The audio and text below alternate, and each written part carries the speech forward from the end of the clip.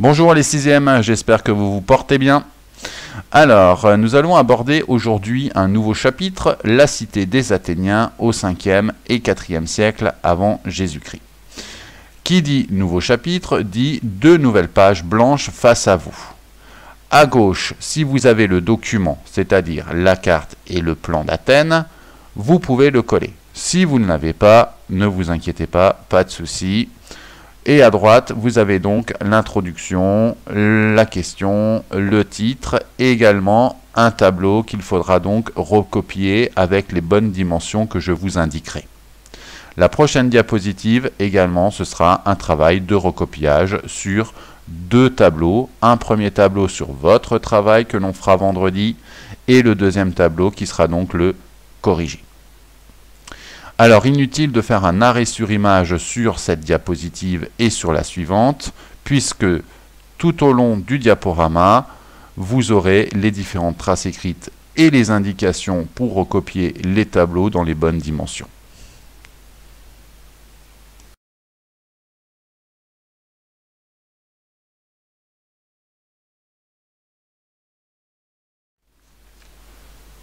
Voilà. Donc, première étape, vous recopiez donc à droite H4, la cité des Athéniens au 5e et 4e siècle avant Jésus-Christ. Alors, les prochaines diapositives seront des documents. Je vous les expliquerai donc vendredi quand on se verra en classe virtuelle.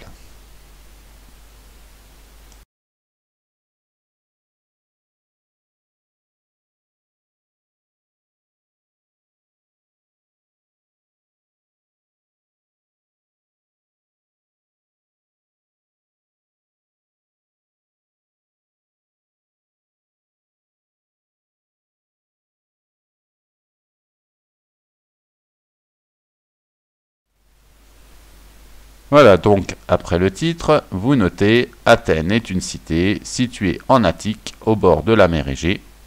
Au 5e siècle avant Jésus-Christ, elle va dominer le monde grec et sous l'action de Périclès, elle va mettre en place une nouvelle façon de gouverner, la démocratie, c'est-à-dire que le pouvoir appartient à l'ensemble des citoyens riches ou pauvres qui sont égaux devant la loi. En grec, démos veut dire le peuple, kratos veut dire le pouvoir. Comment la cité des Athéniens s'organise pour vivre ensemble? Grand 1, la naissance de la démocratie à Athènes. Alors, premier tableau à recopier sous le titre. La composition de la population athénienne au XVIe siècle avant Jésus-Christ. La double flèche, donc verticale, représente la marge. La double flèche horizontale représente la longueur de votre tableau. Alors, en longueur, vous faites environ 16 carreaux. Vous avez 3 colonnes. La première colonne en longueur, catégorie, doit faire 7 carreaux. Pour la colonne nombre, ce sera 5 carreaux. Et pour le pourcentage, ce sera 4 carreaux.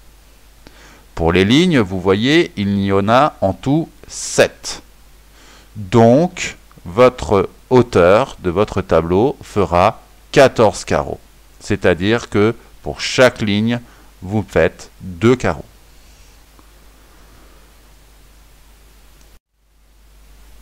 Normalement, votre première page d'écriture doit être terminée. Donc, vous tournez la page et vous allez devoir recopier donc ce tableau. Alors, vous avez vu que vous avez un tableau intitulé « Mon travail ». Mon travail, vous pouvez le mettre dans la marge. Ça nous fera économiser un petit peu de place. Ensuite, respectez bien, s'il vous plaît, les dimensions du tableau. Vous avez vu que vous avez 2 colonnes et vous avez 4 lignes. Alors, sur le côté longueur du tableau, donc le côté horizontal, il y aura en tout 18 carreaux. Donc, chaque colonne va faire 9 carreaux. Pour la hauteur de votre tableau, ici, ce sera 14 cm. La première et la troisième ligne feront 2 carreaux. Et là où il y a du blanc, c'est-à-dire la deuxième ligne et la quatrième ligne, en feront 5.